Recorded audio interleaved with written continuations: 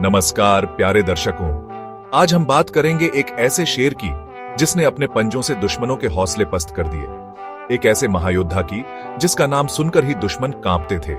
जी हां, मैं बात कर रहा हूं मेवाड़ के शेर महाराणा सांगा की। कहानी शुरू होती है मेवाड़ के गौरव कुंभलगढ़ किले से। यह अभेद्य किला जिसकी दीवारों पर इतिहास के पन्ने खुदे हुए हैं। एक दिन गुजरात के सुल्तान ने इस किले पर हमला कर दिया।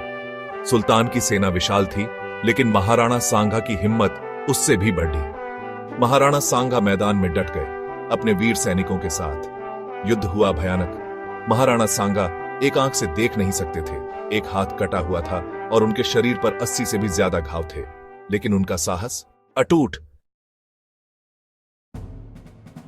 महाराणा सांगा एक योद्धा नहीं बल्कि एक प्रेरणा थे। अपने दिवंगत पिता महाराणा रायमल की तरह उनमें अदम्य साहस था। एक आंख और एक हाथ से लड़ते हुए भी उन्होंने कभी हार नहीं मानी। उनका व्यक्तित्व ही ऐसा था कि दुश्मन भी उनका लोहा मानते थे। कहा जाता है कि युद्ध में उनके घावों को देखकर दुश्मन भी द्रवित हो जाते थे। लेकिन महाराणा सांगा को कोई आम राजा समझने की भूल ना करे। वे एक कुशल रणनीतिकार थे और अपनी रणनीति से उन्होंने कई बड़ी जीत हासिल की। ईडर, अहमदनगर, बिसलनगर, ये कुछ ऐसे राज्य थे जहां महाराणा सांगा ने अपने पराक्रम का झंडा गाड़ा। उन्होंने अपनी वीरता से इन राज्यों को जीता और मेवाड़ साम्राज्य का विस्तार किया। उन्होंने निजामुल मुल्क जैसे शक्तिशाली शासक को भी धूल चटा दी थी। गुजरात का सुल्तान, जिसने कभी कुंभलगढ़ पर कब्जा करने का सपना देखा था, उसे भी महाराणा सांगा ने चुप करा दिया। लेकिन अफसोस की बात है कि आज कुछ लोग महाराणा सांगा और उनके वंशजों को गद्दार कहते हैं। ऐसे लोगों से मेरा बस यही कहना है, इतिहास के पन्नों को पलटकर देखो। महाराणा सांगा के शासनकाल में मेवाड़ की सीमाएं दूर दूर तक फैली हुई थीं।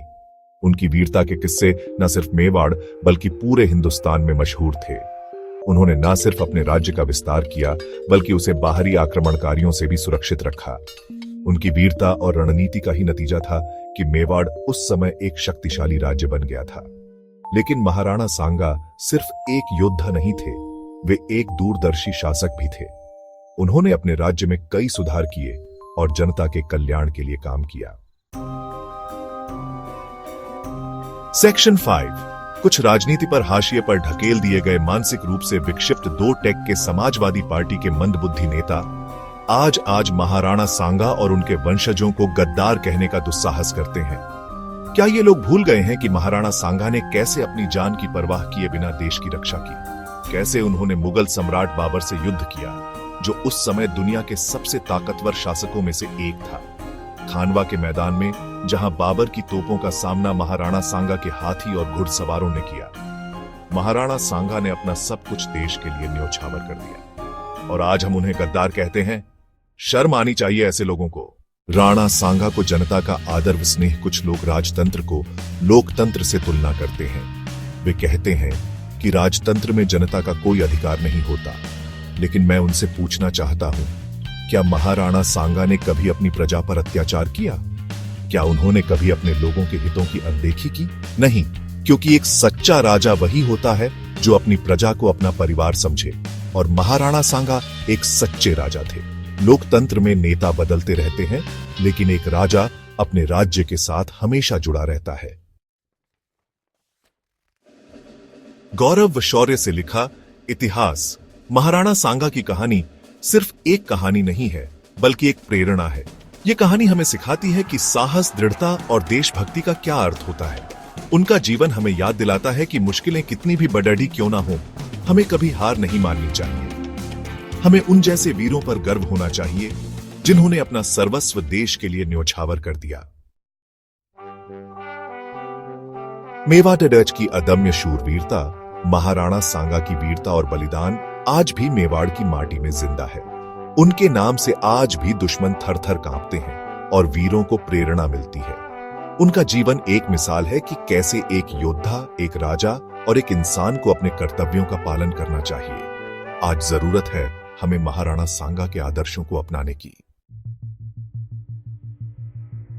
पीढ़ियां याद करेंगी इनकी यश गाथा। आइए हम सब मिलकर महाराणा सांगा को श्रद्धांजलि अर्पित करें, उनसे प्रेरणा लें और देश के लिए कुछ ऐसा कर गुजरे कि आने वाली पीढ़ियां हमें याद रखें। जय महाराणा सांगा, वंदे मातरम।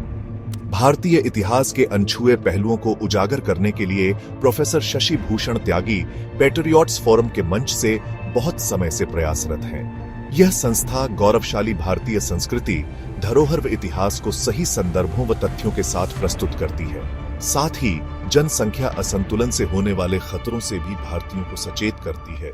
आज इनके समर्थन की आवश्यकता है।